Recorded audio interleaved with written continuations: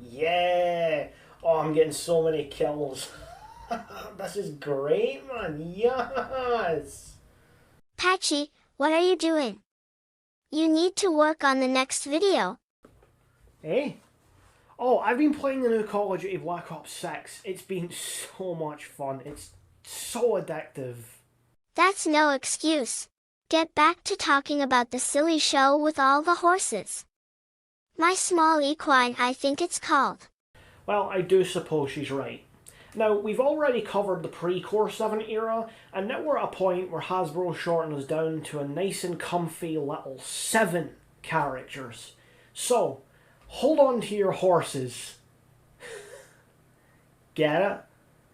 As we cover the My Little Pony Generation 3 Core 7 era.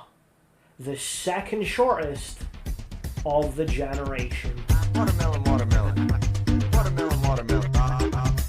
Watermelon, watermelon. Watermelon, watermelon. Watermelon, watermelon. Watermelon, watermelon. Pop, watermelon.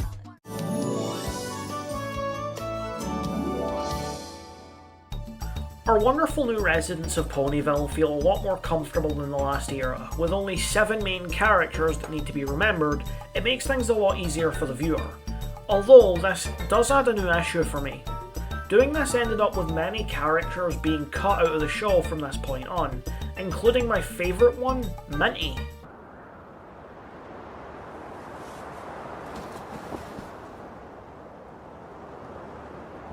Minty. Become my blade once more. Now don't get me wrong, we do have side characters who show up in some episodes, but the main focus is going to be on the 7 characters for this era and the next era. So, in this era, for main characters we have Pinkie Pie, who was brought over from the last one carrying her famous 1000 IQ special attack, the Squink. Rainbow Dash, who as everyone knows, always dresses in style. Cheerilee, our resident storyteller. Scootaloo, our wonderful sports fan. Sweetie Belle, the amazing baker of definitely not weed brownies. Star Song, who'd Rather see.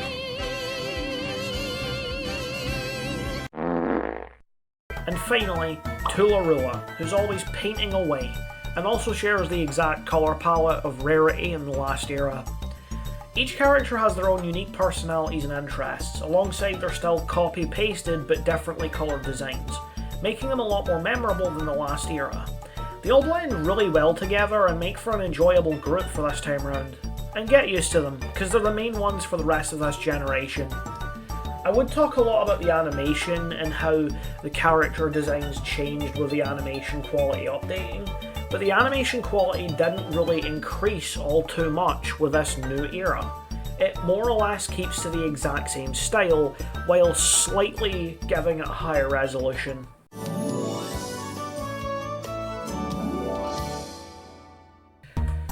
Okay, so like I said, I was gonna talk about the animation in this one, but there's not too much of a point.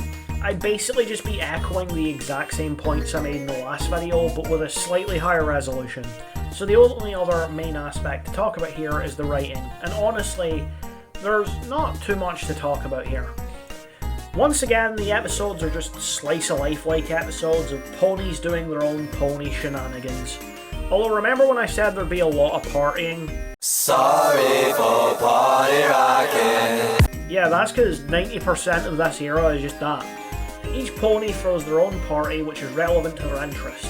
These episodes are called Meet the Ponies, and look more like we were made to introduce you to the characters being sold in the toy line, rather than episodes for a proper show. Now, that doesn't mean that these aren't enjoyable episodes, because they are. It just means that the episodes are a lot simpler than before, which isn't too much of a problem. I definitely believe that the pre-Core 7 era was when the writing was at its strongest, feeling like there was at least some level of plot or adventure being done, rather than just each character gets a party and 2 other episodes, which was effectively just a flashback of Rainbow Dash and Pinkie Pie and all of the things they already did in the last era, and some of this one as well. And well, there we have it. That is the Core 7 era of Generation 3. The animation of it is effectively just a slightly improved version of the first era's. The story wasn't as good as the first one, but was still enjoyable. But it was more obviously there to introduce you to the new ponies so that they could churn out the toy line, rather than make it feel like its own little show, which is fine because the episodes that were made still feel really good and are really enjoyable. Although, it's not the best in the 3 eras here. That definitely, so far, goes to the first one. You're probably wondering why this video took a little while to make, despite being shorter, and it's because I am literally moving everything in this room. I've spent so much time reconfiguring everything and redoing the setup, and I have a new bed now. I had to do that as well. Everything's changing, and I had to deal with that. Now, in the time that I've been doing all of this, my first video is very quickly became the most popular video on this entire channel. In the 3-4 years I've been uploading, I've never seen a video as big as that on this channel. We gained almost 100 subscribers off that video alone. I was gonna say like, oh, thank you for 100 subscribers, but we almost gained 100 subscribers from that video. We didn't just reach it, we reached 150. If we gained 60 more subscribers, we would have gained 100 off of that one video. I went through the entirety of last year barely seeing any channel growth or interaction with the channel in general. So seeing so many people like that video and comment, and so many people subscribing to the channel telling me they want to see more, it really means a lot. So leave a like in this video if you enjoyed it, subscribe for more content, it really does help the channel and it's free. And thank you for all of your support over the past 3 weeks. It's genuinely meant so much. See you guys in the next one, where, aside from reviewing every episode individually, we're gonna wrap up G3's review.